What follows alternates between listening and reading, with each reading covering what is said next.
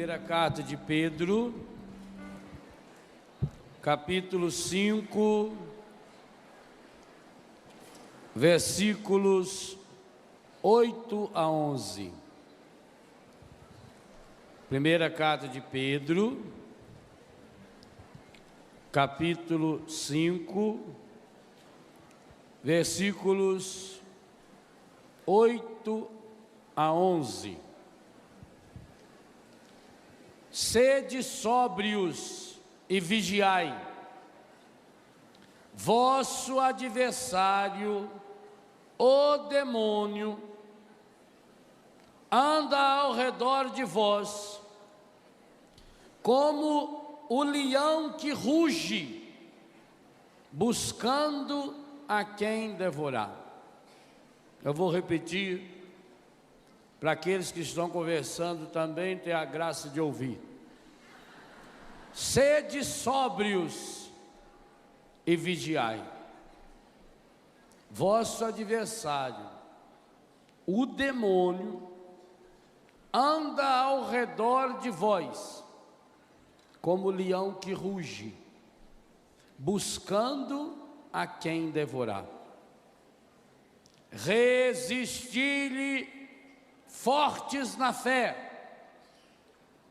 Vós sabeis que os vossos irmãos que estão espalhados pelo mundo sofrem os mesmos padecimentos que vós. O Deus de toda graça, que vos chamou em Cristo a sua eterna glória, depois que tiverdes padecido um pouco, vos aperfeiçoará, vos tornará inabaláveis, vos fortificará. A Ele o poder na eternidade. Amém. Palavra do Senhor. Serás inteiramente do Senhor vosso Deus. E para isso é preciso que essa decisão seja firme em nós, que o nosso sim seja sim, que o nosso não seja não, porque Jesus disse: o que estiver fora disso vem do maligno. São Pedro, primeiro Papa, nos torna explícito esse ensinamento de fé. Vosso adversário, abre vírgulas. Nós sabemos que em português, quando se abre uma vírgula, é porque quer se destacar, quer isolar e mostrar quem é o nosso adversário, quem é o nosso inimigo. Quantas vezes nós brigamos com as pessoas, e é isso que o encardido quer, para que ele possa continuar nos destruindo. Vosso inimigo anda ao redor de vós como leão que ruge, buscando a quem devorar. Eu dizia hoje de manhã, além daquilo que nós já ouvimos e vamos voltar a meditar ainda nesse acampamento, das enganações que o demônio faz, pela contaminação das falsas doutrinas e falsas religiões. E nós vamos entender hoje ainda por que é tão importante para o demônio as falsas religiões. Há um objetivo. Em primeiro lugar, é preciso que se diga com toda clareza isso que pertence à doutrina da fé católica, apostólica, romana. E não me interessa se quem falou o contrário para você foi um coordenador, foi um padre ou foi um bispo, tanto faz. Se disseram o contrário disso, falaram doutrina deles. Porque infelizmente hoje tem muita anta por aí, até entre nós sacerdotes e até entre bispos, que vão afirmar que o demônio não passa de uma força psicológica. Pois o catecismo da Igreja Católica Apostólica Romana afirma, o demônio, e a palavra de Deus, que o demônio é o nosso adversário, que ele é um anjo decaído, que ele não é só um princípio de mal, não, ele é o agente, ele é o causador. O catecismo afirma com todas as letras que os nossos primeiros pais perderam a graça de viver no paraíso e acabaram assumindo como consequência a morte, tema que nós vamos meditar na missa de hoje à tarde, e da ressurreição, em consequência de uma ação direta do demônio. E depois então nós meditamos os 3 primeiros demônios que nos atingem a partir de necessidades físicas. Quais são eles mesmo? Primeiro, opa, muito bem. Primeiro é? Por acaso você pecou agora na hora do almoço? Não? Louvado seja Deus. Eu fico tão feliz de estar numa assembleia tão santa. Oh, obrigado, Senhor. Primeiro é gula. Segundo, e esse? Alguém pecou contra a luxúria nesse intervalo? Não? Tem certeza? Que bom. Não deu tempo? Louvado seja Deus. Nem para o pensamento? Melhor ainda. O terceiro? Cobiça. Aí esse não dava tempo, né? A não ser se for lá na barraca de Davi, fica olhando. Não deu tempo nem de sair. Viu? Aguenta firme. Agora nós vamos falar de mais 3 que tentam nos perder. Gente, qual é o objetivo do demônio? Diabolos, não esqueça desse nome mais. Diabolo é aquele que atravessa, diálogo. A gente se conhece através do que fala. Diagnóstico, ó, é o mesmo radical, o mesmo sufixo. É gnose é conhecimento, conhecimento através. Então, diabolos é aquele que coloca-se entre nós. Qual é o contrário de diabolos em português? Símbolos. O que é um símbolo? É algo que me une. Você olha para a bandeira, você lembra da pátria. A bandeira não é a pátria, ela me lembra, ela me liga. Simbólico é aquilo que me liga.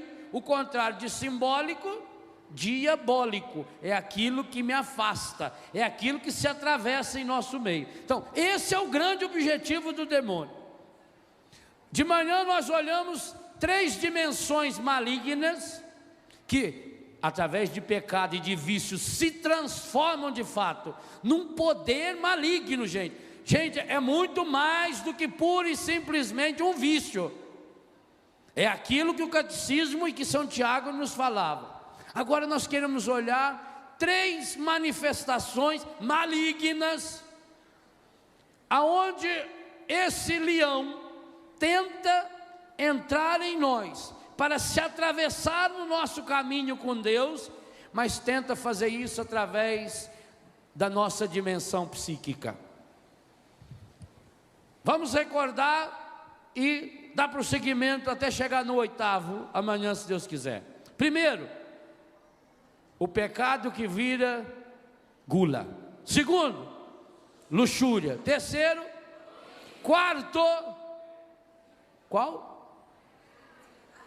Tristeza. Você já parou para pensar na tristeza como um espírito maligno? Vou confessar uma coisa a vocês, eu nunca tinha pensado nisso. Eu sempre achei que às vezes que eu fico triste, eu tenho uma causa. Eu sempre tento descobrir uma causa ou os culpados pela minha tristeza. Mas preparando esse acampamento, pude perceber de fato, a tristeza, ela não é só uma arma do inimigo, ela é o próprio maligno. Porque o que é que leva você à tristeza? A decepção com Deus, consigo mesmo, com os outros. O que leva-nos à tristeza, e aqui nós entendemos, porque essa é uma dimensão maligna mesmo, é a prisão ao passado.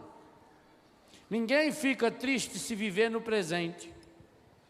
Quando eu me lanço no passado, eu começo a remoer o meu passado. E vou dizer uma coisa a vocês: em todas as comunidades que trabalham com dependentes químicos, sabe que há um ensino que diz que a gente não deve ficar conversando sobre drogas, que a gente não deve ficar falando sobre o tempo que a gente viveu no pecado, porque isso faz com que a pessoa volte a querer experimentar ou vivenciar a mesma realidade. O demônio, o espírito maligno da tristeza, ele leva você a se prender ao passado. Por isso leva a pessoa ao desânimo. Gente, pensa bem, se esse não é um dos demônios que mais estão atuando ou está atuando no mundo moderno. Esse é o grande demônio que está na causa de dois grandes males do ser humano moderno. Todos dois começando com a letra D: depressão e dependência química. A tristeza é a perda do sentido da vida. A tristeza é demoníaca porque ela é a ação contrária a Deus. Olha, o que diz o primeiro capítulo da Bíblia, no versículo 31, você que tem a Bíblia, abre rapidinho, é fácil de achar, é antes do Apocalipse, Gênesis 1, é muito fácil. Gênesis 1, versículo 31. O que está escrito aí? Deus contemplou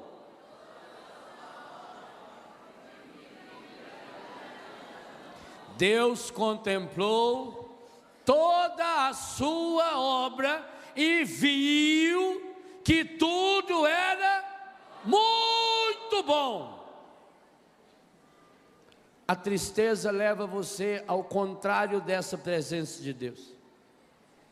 Primeiro, a tristeza faz com que você não contemple mais toda a obra, você se fixa num problema. Recorda-se a última vez que você ficou triste?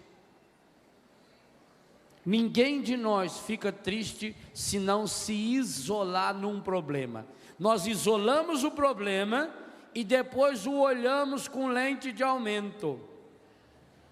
Nós nos fixamos, nós colocamos uma viseira, igualzinho se faz para fazer o cavalo puxar a carroça. E você fica concentrado naquilo ali. E aí você começa a remoer. E como é que vai alimentar isso? Meu livro Cura do Ressentimento trabalha essa temática. Você começa a remoer. Ah, eu sou infeliz, eu sou triste, nada dá certo em minha vida. E aí tem uma palavra bíblica que chama muito a minha atenção. Um abismo. Quem se lembra desse versículo? Um abismo, pode falar alto aí, atrai outro abismo ao fragor das suas cataratas. O que significa isso? Quando eu me fecho na tristeza, eu começo a atrair tristeza para mim. Por isso que a gente diz que a desgraça nunca vem sozinha. Ah, meu Deus, por que será que quando uma coisa dá errada, tudo dá errado? Porque no momento em que eu me fecho na tristeza, eu abri uma porta para um demônio específico, o espírito maligno da tristeza. Por isso que o Eclesiástico vai dizer: a tristeza já matou a muitos, e dela não se tira proveito algum. O Eclesiástico já ensinava: manda a tristeza embora do seu coração. Por que será que esse sentimento aparentemente humano, na verdade é uma arma diabólica, que me impede de enxergar a Deus? Porque a tristeza é a concentração da minha atenção, das minhas intenções nas coisas ruins. Você já observou que é essa grande tática do demônio no mundo? Gente, os grandes canais de televisão fazem o quê? Mostram o que não presta. Vocês imaginam o seguinte: os canais de televisão abertos no Brasil, Globo, SBT, Bandeirante, esses grandes canais de televisão, eles estão ligados às grandes redes internacionais de notícia. Então eles têm por dia aproximadamente 1.500 máquinas dessa aqui, 24 horas filmando no mundo inteiro. Faça a conta: 1.500 câmeras vezes 24 horas, quanto dá? 36.000 horas por dia. Aí eles precisam selecionar o material para fazer o Jornal Nacional, que tem a duração média de 36 minutos. É 0,0001%. Eu tenho 36.000 horas para selecionar 36 minutos. E seleciono o quê? Por quê? Por que só se seleciona desgraça? Porque está a serviço do encardido. Por isso que eu tenho um pouco de cuidado com esses encontros aonde as pessoas querem dar testemunho o tempo todo. Sabe por quê? Porque é uma teologia ratiniana. Vem falando nessa teologia ratiniana. Às vezes o testemunho parece o programa do Ratinho. Padre, eu era homossexual. Oh, aleluia, Jesus. Parece que só dá valor em quem não valia nada. Tem gente que tem vergonha, diz: eu tenho tanta vergonha porque no meu passado eu não tenho nada feio para falar. Como é que eu vou falar que Jesus é o Senhor da minha vida? Porque começa a criar essa mentalidade, gente. Porque nós passamos a valorizar o que não presta. O espírito maligno da tristeza é uma arma que entra no seu coração e passa pelos seus olhos, que faz com que você se torne um especialista em coisas que não prestam. Em todo lugar que você vai, você só vê defeito. Todas as pessoas que você conhece, você só vê defeito. Você só vê o que não presta. E outra, quando a pessoa está impregnada por esse demônio, além dela ver, ela só comenta o que não presta, fala para todo mundo o que não presta, espalha panfletos mostrando o que não presta, porque ela tem que justificar que ela já está completamente dominada por esse espírito maligno da tristeza. E qual é o único jeito de vencê-lo? Nosso Senhor nos ensinou ontem já, na abertura desse encontro: minha alma engrandece o Senhor, meu espírito exulta, pula de alegria em Deus meu Salvador. O que nós éramos convidados na primeira leitura da missa de ontem, que abria esse acampamento: soltai gritos de alegria, filha de Sião.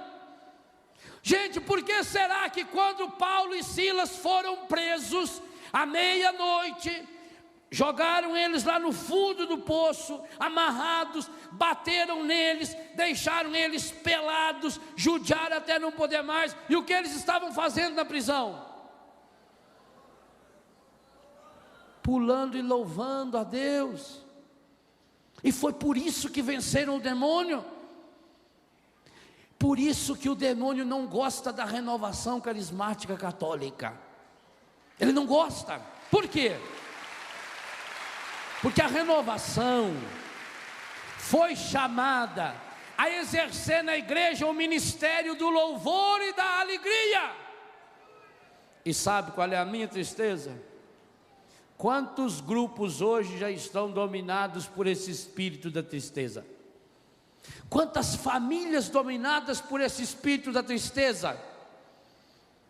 Quantos sacerdotes, quantas vezes eu estou dominado pelo espírito da tristeza? O espírito da tristeza tira as nossas armas de defesa.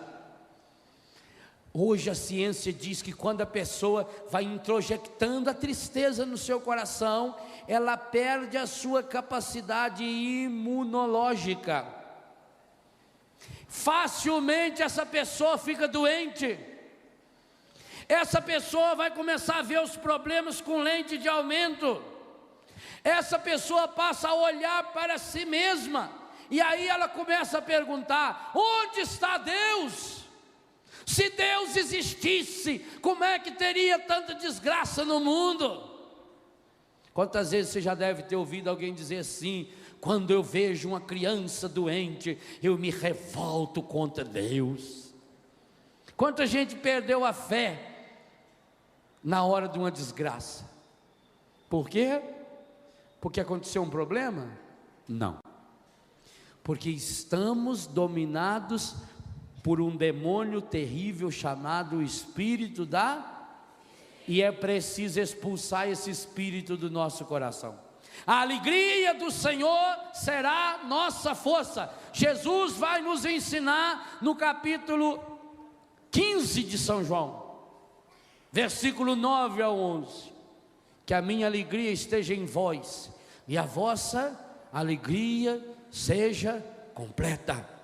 São Paulo vai nos ensinar da carta que escreveu da prisão: alegrai-vos sempre no Senhor. E já preguei sobre esse tema nesse rincão, quando em todas as santas missas o sacerdote convida o povo de Deus a vencer e a derrotar esse espírito maligno da tristeza. Corações ao alto. Demos graças ao Senhor nosso Deus. Pensa no que você falou. É nosso e nossa.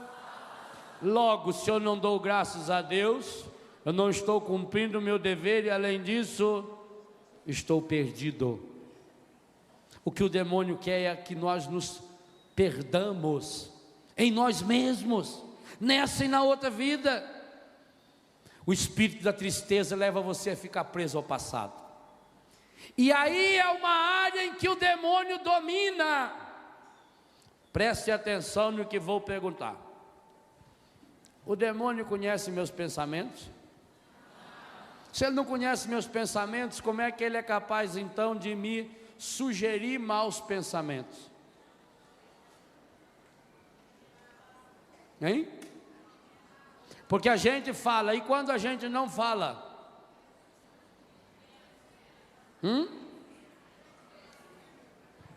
E quando a gente não fala, como é que ainda assim ele descobre, ele é capaz de nos influenciar com maus pensamentos? Se ele não pode entrar em nossos pensamentos, como ele é capaz de nos oferecer maus pensamentos?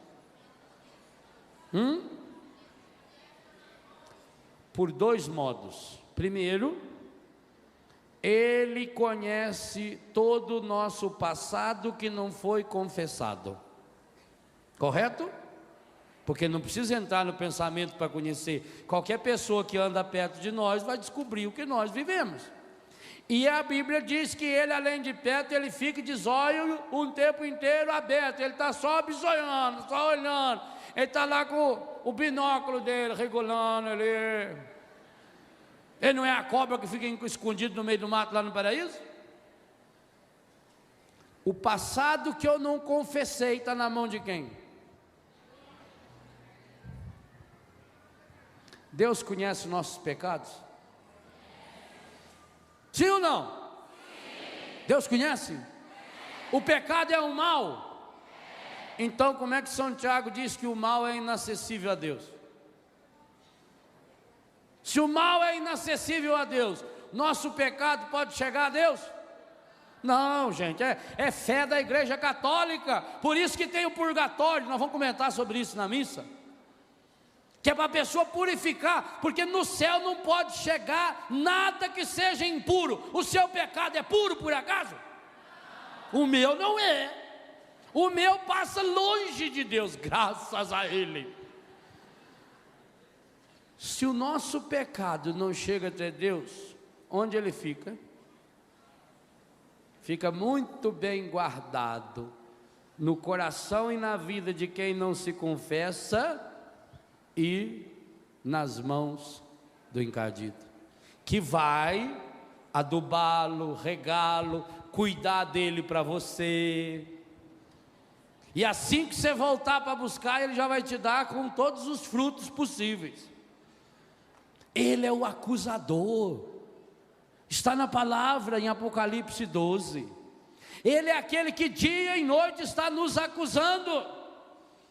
Então, se nós queremos ser livres do espírito maligno da tristeza, nós precisamos com urgência renunciar os pecados cometidos no nosso passado. E na Igreja Católica ninguém tem desculpa de não fazer isso, porque tem um sacramento aonde você, lembrando-se dos seus pecados, você vai e confessa, e você é absolvido. E sobre os pecados absolvidos ninguém tem poder, nem o demônio. Por isso ele é o pai da ilusão, ele é o pai da mentira. Ele nos prendendo ao passado faz com que a gente se alimente do passado. Então nós passamos agora a olhar para nós com um sentimento de menos-valia. E aqui começamos a ofender seriamente a Deus, porque eu começo a dizer: eu não sou nada, eu não presto, porque eu não dou certo, porque desde pequenininho que eu sofro, porque ninguém gosta de mim. Padre, se eu for contar a minha história para o senhor dar um livro, o tanto que eu sofro. Quando eu era pequeno, a minha mãe não gostava de mim, gostava mais do meu irmão, minha avó não gostava de mim, a professora não gostava. Por que será que ninguém gostava de mim? Porque você é muito chato, já devia ter morrido. Você está só ocupando a moita. Ou não acontece isso com você? Você fica remoendo. E quando a gente fica remoendo o passado, vem a tristeza. E quando vem a tristeza, nós alimentamos o passado. E aí nós não enxergamos as coisas bonitas que Deus nos dá. É como quando a gente está resfriado. Você está resfriado, tem uma mesa farta, não tem vontade de comer. Quando você tem dor de dente, você tem vontade de comer doce? Não quer nem chegar perto. A pessoa oferece uma rapadura para você. Você aceita um pedaço? Quer um pedaço de rapadura? Não, não. Pois eu estou lá com aquela panela desse tamanho. Aqui já está cabendo. No começo cabe aquela sementinha de goiaba. Agora já está cabendo o grão do pêssego. Quer rapadura? Não, obrigado. Assim vai acontecendo conosco quando deixamos nos dominar pelo espírito da tristeza. O espírito da tristeza vai nos amarrando, vai nos tornando pessoas pessimistas. O pessimismo gera o negativismo. Você começa a olhar a vida com tristeza, é o fastio da vida. Você vai perdendo o sabor. E aí, olha como o demônio é terrível. Nessa hora, ele começa a oferecer para mim e para você as fontes da falsa alegria, da alegria demoníaca. E no que consiste essa alegria? Na gula, na luxúria, na cobiça. Percebeu? Percebeu que nós estamos subindo um degrau? E nós chegamos no quarto, sinal que já passamos pelos outros 3. Portanto, esses 3 estão vindo junto. E quando chegarmos no 8º, vamos perceber que o 8º traz consigo todos os outros 7. Como eu não experimento a alegria de Deus? A alegria do Senhor será a nossa. Logo, sem a alegria do Senhor, nós seremos e fraco, gente. Fraco qualquer um derruba. Fraco qualquer um de nós é derrotado. Então hoje nós precisamos abrir nosso coração e nossa mente para compreendermos que essa tristeza que muitas vezes toma conta do nosso coração, que ela não é pura e simplesmente algo passageiro, e que não adianta nada eu me empanturrar de remédio, não adianta nada eu querer fugir da tristeza com as drogas. Eu bebo porque eu estou triste, e depois que ficar alegre vai beber para comemorar que está alegre. Aí vem a ressaca, o ciclo vicioso. Eu estou triste, eu fumo um baseado. A maconha é uma droga tranquilizante. A pessoa fica serena, tranquila, para comemorar ela cheira um carreiro de cocaína. E a cocaína deixa a pessoa nervosa, agitada. Leva a síndrome do pânico, a fúria interior. Quer dizer, uma droga vai indo para outra. Exatamente o que o catecismo disse. Vai criando-se um ciclo vicioso, e eu vou alimentando esse ciclo. A hora que passa o efeito da droga, a hora que passa o efeito do meu remédio, eu preciso de mais droga, eu preciso de mais remédio. E eu vou, por isso que há uma íntima relação entre depressão e dependência química. E isso fala de uma área que eu conheço bem. Quando falta a droga, a gente vai ver os filhos, eles começam a ficar deprimidos, entristecidos, angustiados, e a pessoa não vê beleza em nada, não vê graça na vida. Tanto faz se está de chuva, se está de sol, a pessoa vai se trancando, ela vai se fechando naquele mundinho. Observe que a pessoa dominada pelo espírito de tristeza, ela acaba vivendo trancada dentro de casa. Ela não abre a janela, ela não abre o sol, ela não saboreia a chuva, ela não saboreia o sol. Rubem Alves tem um poema maravilhoso, quando ele diz que gosta de estar na casa velha, porque daquela sala é de onde eu vejo quando a chuva vem vindo. Que coisa espetacular! Quando você está bem, espiritualmente bem, tem coisa mais bonita do que você sentar na beira da sua casa, você olhar no alpendre, e lá de longe você vê que a chuva vem vindo. Tem coisa mais gostosa do que sentir o cheiro das primeiras gotas que caem na terra e começa a subir aquele cheiro de poeira. Mas eu preciso estar bem. Agora, se eu não estiver bem aqui dentro, eu olho para o sol e digo: meu Nossa Senhora, um sol danado, eu não vou não. Está muito calor, né? Parece que o tempo está virando. Está ventando muito, né? Perigoso de pegar um constipado. Não vou não. Não vou não, que está chovendo. Não é assim? Quem que está por trás disso? Encardido. Porque ele se coloca entre eu e Deus. Deus está fazendo o possível e o impossível para ver se levanta você, para ver se faz você abrir os olhos para enxergar aquilo que ele enxergou. Deus contemplou toda a sua obra e viu que tudo era muito. E você não contempla a obra de Deus, você se contempla. Ao lado desse espírito maligno da tristeza, o quinto espírito maligno que trabalha junto com a tristeza. Aliás, alguns dos monges antigos escrevem esse em primeiro e a tristeza como consequência. Esses dois trabalham muito juntos. Nós já fizemos um acampamento inteiro sobre esse quinto espírito maligno, só que não com esse nome: o espírito maligno da ira. Ah, meu Deus, eu já fiz uns 15 exorcismos para mim mesmo em cima desse espírito, só nesses últimos dias preparando esse acampamento.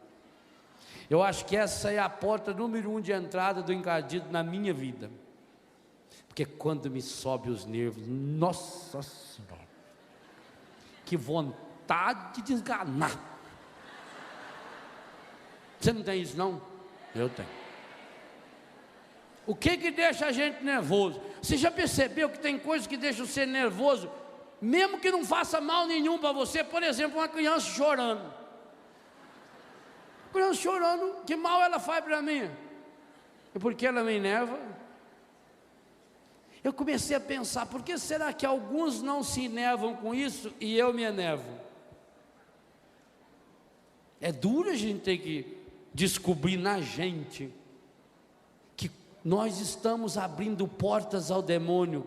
Efésios 4, 26, 27, que o sol não se ponha sobre o vosso ressentimento, não deis lugar ao demônio. Que a ira não é só uma porta de entrada para o demônio, como eu explico no livro A Cura do Ressentimento, mas que é o próprio espírito maligno, que é uma manifestação concreta do demônio. Quantos de nós estamos contaminados por esse espírito maligno? Daquela coisa que nos irrita com facilidade. Gente, quantos de nós vamos precisar fazer muitas vezes? Eu hoje sei, essa é uma das minhas batalhas espirituais. O mau humor. À toa. Só porque alguém fez uma coisa que você não queria. Só porque você se decepcionou. Só porque uma coisa saiu ao contrário. Só porque não saiu conforme eu tinha programado. Meu Deus do céu, quem é que diz que a vida tem que ser programada por aquilo que eu acho que deve ser? Quanto tempo de Deus nós perdemos porque deixamos o mau humor entrar dentro de nós? E no livro eu explico o que a ciência moderna fala hoje para nós. O mau humor se torna de fato uma porta de entrada para inúmeras enfermidades, para inúmeras doenças. Todo o nosso sistema nervoso central, especialmente o simpático, a área do nosso sistema nervoso, que nos defende, que nos coloca em posição de alerta, ou corre ou enfrenta. Todo ele é influenciado por esses dois espíritos malignos que trabalham ali: tristeza e ira. A ira se transforma em rancor, a ira se transforma em raiva. Gente, quantas pessoas que chegam a ser possuídas por um espírito de ira, que vira fúria. Quantos assassinatos são cometidos nesse instante? Como é que você vê a reação de uma pessoa diante de situações que outras pessoas reagiriam até com uma certa naturalidade? Mas a pessoa é tomada por um espírito que a domina, que a tira. Sabe quando a gente diz assim, eu fiquei fora de mim? Quer dizer, o povo diz, eu fiquei fora de si. Fora de si é legal, né?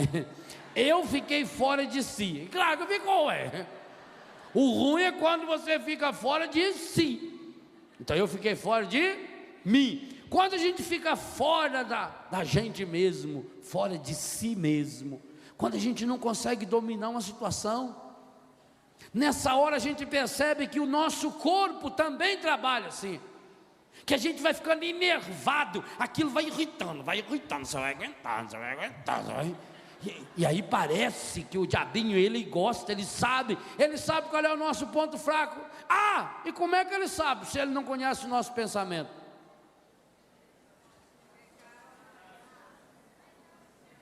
Além do passado, mas algo do presente. Como é que ele pode me tentar agora, se ele não conhece o meu pensamento, com uma tentação do presente, que não tem nada a ver com o meu passado? O passado ele sabe porque eu sei.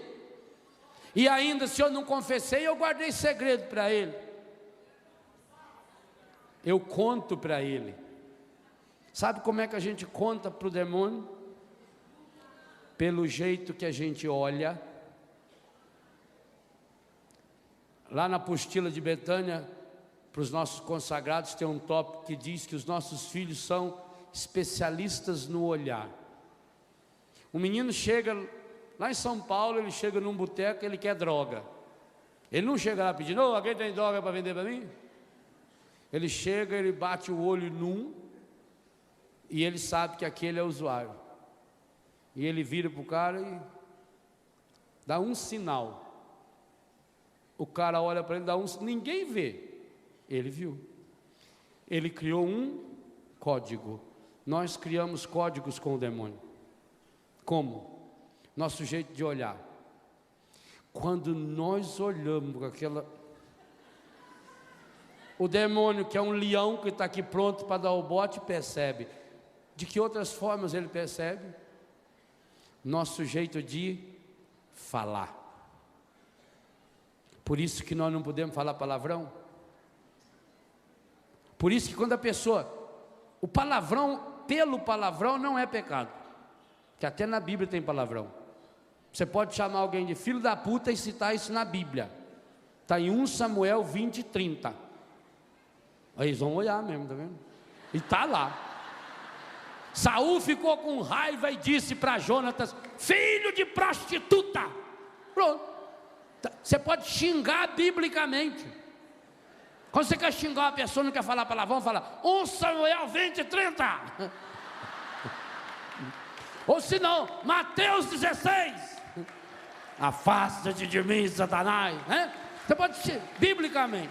Então não é o palavrão. O palavrão código para o demônio é, primeiro, aquele que a gente acostuma a falar muitas vezes. Parece que não tem nada, você está lá cozinhando, e cada vez que dá uma batida na mão no fogo, você diz, ô demônio. É uma ladainha para ele, ele vem, pois ele já vem de enxerido, quanto mais quando chama. Se ele já é safado, sem vergonha, que está ali esperando para dar o bote. A pessoa no trânsito. Por isso que eu xingo sempre anta. Anta não é palavrão. Vai anta. Pronto, aí eu já dou risada. Mas a gente vê no trânsito, a pessoa começa a dar murra ali no volante. Diabo que te carrega. Aí quando a pessoa fala, vai que o diabo te carrega, ele diz, eu estou carregando você, querido. Eu não posso soltar você, senão você cai. É um código, o palavrão. Mas não só o palavrão é um código, as palavras maliciosas. E nós sabemos, quando que uma palavra é maliciosa? Quando você a usa num contexto malicioso. Nós sabemos disso. Há muitas palavras que você pode falar que não é palavrão. Você pode chegar na casa de uma dona lá no interior, ela está criando galinha, só pergunta para ela, e aí, a senhora tem bastante pinto? Ela fala, tem, graças a Deus, olha que beleza. Não é palavrão? Porque eu estou me referindo aos franguinhos. Você pergunta para uma criança de 8 anos, qual é a capital do Paraná? Ela fala, Curitiba. E não é pecado. Ela não fala, Ritiba. Está vendo? Então, não é porque eu usei uma sílaba, uma palavra que é palavrão. Nós sabemos disso, nós falamos isso no dia a dia. Mas é a minha malícia. Eu não preciso nem falar. Basta eu olhar, basta eu fazer um gesto com a mão, com os olhos, com a língua. Mas há outros códigos perigosíssimos que nós usamos para dizer para o demônio que nós estamos em comunhão com ele. Por exemplo, o jeito de andar. Quando você vê na rua um rapaz andando, meio creu-se assim, você já fala, olha rapaz, meu, que jeito esquisito de andar. Não tem problema. Não percebe? Mas as moças também, os rapazes também. Quando eu vou vestir a minha roupa lá em frente ao espelho e eu começo a me arrumar, o encardido está sempre perto. Aí eu faço uns gestos do jeito de arrumar a minha roupa, que ele percebe que eu não estou vestindo a roupa para cobrir meu corpo, que eu estou saindo para uma caçada, não é? Então eu vou achar aquela calça mais justa. A mulher vai lá, põe aquela calça branca, justa, ainda com o decote baixo aqui assim, parece até aquele ossinho aqui. Ela bota uma tanguinha, uma blusa daquela assim que está estufada, aqueles morrinhos tão sartana que é, e vai para a missa. Cristo, que corpo, não é? Vira uma tentação. O demônio está ali, ele está percebendo que você não vestiu aquela roupa para se proteger. No entanto, você pode ver uma moça de 15 anos de idade na igreja abrir a blusa e tirar o seio, dar mamar para uma criança, você não tem malícia. Por quê? Porque não teve associação, percebem? Não teve associação maligna. O demônio sabe o que ele pode influenciar meus maus pensamentos por aquilo que eu estou demonstrando, o meu jeito de vestir, o jeito de andar, o jeito de sentar. Por que as mães antigamente ensinavam, principalmente as meninas, a sentar? As moças têm que sentar com delicadeza. Se ela está de saia, ela vai abaixar, ela tem que juntar o joelho, abaixar com jeito, não é assim? Por quê? Porque ela não quer ser tratada como uma prostituta, mas muitas se comportam como se fosse ou até pior, e dentro da igreja. Uma vez eu e o padre João Batista fomos fazer um casamento em Pindamonhangaba. Quando eu entrei lá para arrumar o altar, tinha a madrinha sentada no primeiro banco, com um micro vestido vermelho, e ela começava a cruzar as pernas para lá e para cá. Falei: padre, o senhor precisa rezar pela madrinha da noiva, ela está com a inflamação no útero. Falei. Que pouca vergonha. Ele estava lá, e ajeitadona ainda. Fosse uma feia, a gente louvava o Senhor, mas não era. É um código com o demônio. A gente percebe. Nas ruas, como é que na rua você sabe uma pessoa é prostituta, prostituto? O jeito que veste. Você cristão não pode vestir assim. Mas aí vem um outro detalhe importante. Você também não pode usar essas camisetas que tem símbolos da nova era. Por que a nova era tem tanto símbolo? Por quê? Código. Para que o demônio fique sabendo que você pertence a ele, que com você ele tem trânsito livre. Por isso ele fica feliz quando você pendura um colar da nova era, quando você põe uma camiseta que tem desenhado lá aquele branco, aquele preto, o yang, o yin, não sei das quantas, porque aí ele sabe que você é sexualmente livre. Homem com homem, mulher com mulher, tanto faz. Ele vai percebendo a simbologia da sua roupa. E quantos de nós quantas mães estão comprando roupinhas para o seu filho com o desenho do Mickey, da Minnie, coisinha bonitinha, faz festinha de aniversário e os filhos tudo com aquela orelhona do Mickey. E o demônio está muito feliz, porque sabe que isso é um símbolo gay, é um símbolo homossexual, e por isso hoje está lastrando tanto. Percebem, meus irmãos, minhas irmãs? É hora de acordarmos. Por isso o demônio não gosta de ver jovens vestidos camiseta aí com Jesus, PHN, castidade, vida nova. Não. Ele vai dizer para você: isso é bobagem, não usa essas coisas não. O que tem? O que tem você usar esses símbolos da nova era? O que tem você fazer umas tatuagens no corpo? Gente, por que a tatuagem é tão usada pelo demônio? Porque é uma forma de... A Bíblia diz que nós estamos tatuados na mão de Deus. A Bíblia diz isso com todas as letras. Eu falo isso no livro Seja Feliz Todos os Dias. Como nós não podemos estar tatuados na mão do demônio, ele quer estar tatuado em mim e em você. Por isso que você pode ver, eu vejo pelos nossos filhos que fizeram tatuagem quando estavam na rua, na droga. 99% das pessoas que têm tatuagem tem ao menos um símbolo demoníaco gravado no corpo. E um dos nossos filhos, não sei aonde aí, qual caso eu vi há poucos dias, ele tem uns 10 demônios gravados no corpo. É Curitiba? Lá em casa, Curitiba. Quem? Miguel.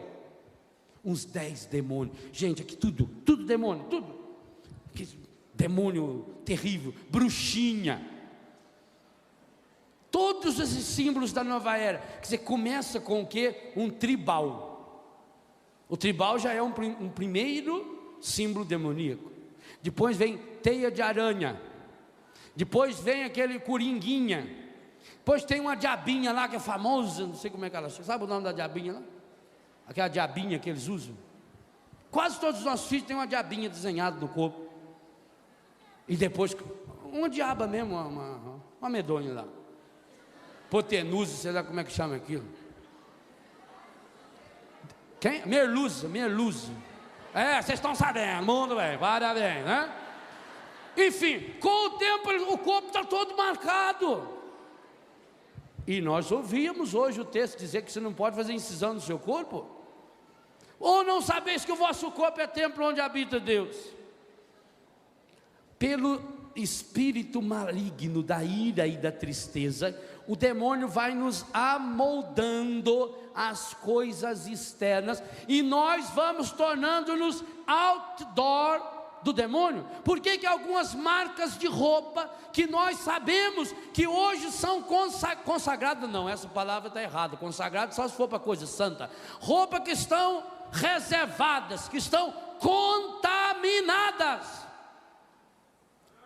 Porque essas pequenas tatuagens que vêm de sorvetinho, de picolézinho, e que a criançada começa a fazer, e porque a criança fica tão irritada, porque a criança fica tão nervosa, chicletes, bala, aí cai, por exemplo, na questão do piercing, que é uma marca. Eu já falei que quem inventou o piercing foi o peixe que fugiu da pescaria, né? Ele rebentou o anzol, e aí ele chegou lá embaixo, os outros falaram: nossa, o que é isso? Você parece que foi pescado. Não, isso eu inventei, agora é moda, é piercing. Aí começava a fazer. É código, porque o demônio, como ele não pode entrar no meu pensamento, entendam a gravidade, gente. Porque se a gente não entender a gravidade, nós não vamos brigar contra ele. E nós temos que brigar contra ele. Se há alguém que você tem que estar disposto a brigar, é o demônio. E com um detalhe: o bicho é forte, o bicho é safado, o bicho é sem vergonha, o bicho é ordinário desde pequeno. Eu tenho que estar muito forte para vencê-lo. E digo uma coisa a você: por mais forte que seja eu ou você, ou nós nos unimos, ou nós seremos derrotados. Isso é terrível. Por que ele semeia divisão? A ira é um princípio de divisão. Ele faz dois irmãos brigarem, ele faz dois padres brigar. Pela ira, o marido e a mulher brigam, a família briga. A ira gera morte, a ira gera o ódio, a ira alimenta a tristeza alimenta a ira. Quantos sinais de morte, e a Bíblia nos dá alguns deles, estão espalhados até hoje no mundo pelo demônio da ira. Demônio alimentado, porque eu criei um código de comunicação com ele, e esse código está na minha roupa, no jeito que eu corto ou que eu pinto o meu cabelo. Você já observou como as pessoas copiam? Quando o Ronaldinho cortou o cabelo daquele estilo que a minha mãe mandou fazer lá quando a gente era pequeno, na copa. Você viu quanto moleque cortou o cabelo daquele jeito? É assim, gente, o demônio se reproduz. Ele tenta reforçar dentro de nós e depois reproduzir, para que a gente sempre, mas inocentemente.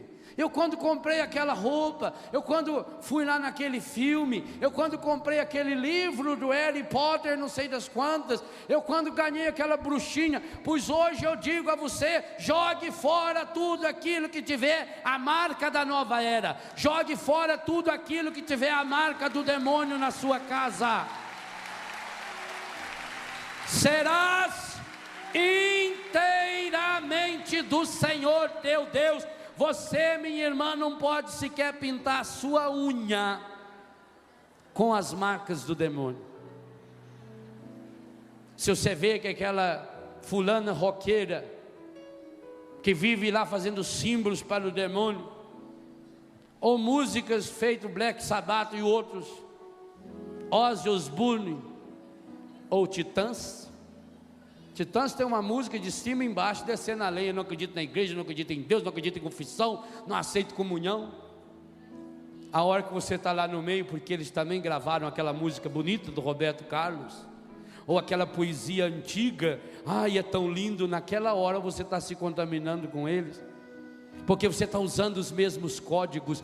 Hoje, quantas dessas novelas seleciona-se a trilha sonora com músicas dedicadas ao demônio que entra dentro da nossa casa, com aquilo que o padre nos falava, de artistas que um dia entregaram a vida ao demônio para conseguir o sucesso, e que você está lá. Por isso nós estamos numa guerra. E aí, meus irmãos, minhas irmãs, o sexto espírito maligno que atinge o nosso espírito, ele é um daqueles que mais nos impede de entrarmos nessa batalha, porque é o espírito da preguiça. Qual é o primeiro de todos? Segundo, luxúria. Terceiro, cobiça. Quarto, tristeza. Quinto, ira. Sexto, os monges da igreja, os padres do deserto dizem que esse é o demônio do meio-dia. É aquele que ataca a pessoa a qualquer hora. Há hoje um espírito de preguiça que já está entrando no coração das nossas crianças. As crianças estão sendo educadas para deixar-se governar por esse espírito, que está tomando conta do espírito da nossa juventude. Você sabia que é a preguiça que impede você de se ajoelhar na hora da consagração? E cada vez eu fico mais horrorizado com o número de jovens, de adultos, que não se ajoelham na hora da consagração. Espírito da preguiça. Na hora que você for comungar, você não precisa ajoelhar, porque Maria estava de pé aos pés da cruz, e acredito que ela não tenha faltado ao respeito com Jesus. Na hora da comunhão você está de pé, porque diz: eu estou pronto, Senhor, eu não sou digno, eu sou fraco, mas eu preciso do Senhor, vem, Senhor. Mas na hora da adoração, da consagração, eu tenho que dobrar meu joelho. A preguiça de rezar. Quanta gente não reza o terço? Agora estou com preguiça. Claro, deixo para rezar na hora que vai estar faltando 2 minutos para deitar. A preguiça de ir na igreja. A preguiça de trabalhar. Nós estamos criando hoje uma raça de gente fraca, de gente preguiçosa, um bando de mandrião, que só quer ganhar as coisas, só quero que venha a mim, porque eu aperto tudo com um botão e tudo resolve. E eu digo uma coisa a você, eu vejo pelos filhos da nossa comunidade, como é difícil ensinar um menino e uma menina a trabalhar. Por isso que na minha casa, e eu digo, você começa a fazer isso na sua, vale para a sua também. A primeira coisa a fazer quando acorda é arrumar a própria cama. Arruma a sua cama, mas arruma bem arrumado. Arrumar a cama significa que eu estou começando bem o meu dia. Eu vou lá, jogo uma água na cara, tiro as ramelas, já jogo fora, escovo o dente. Então eu estou me predispondo. Hoje vai ser um dia bom. Hoje é o primeiro dia do resto da minha vida. Hoje é o dia que eu vou tomar as decisões mais importantes da minha vida. Meus irmãos, quantas pessoas hoje estão tomando decisões maravilhosas que vão mudar a história do mundo?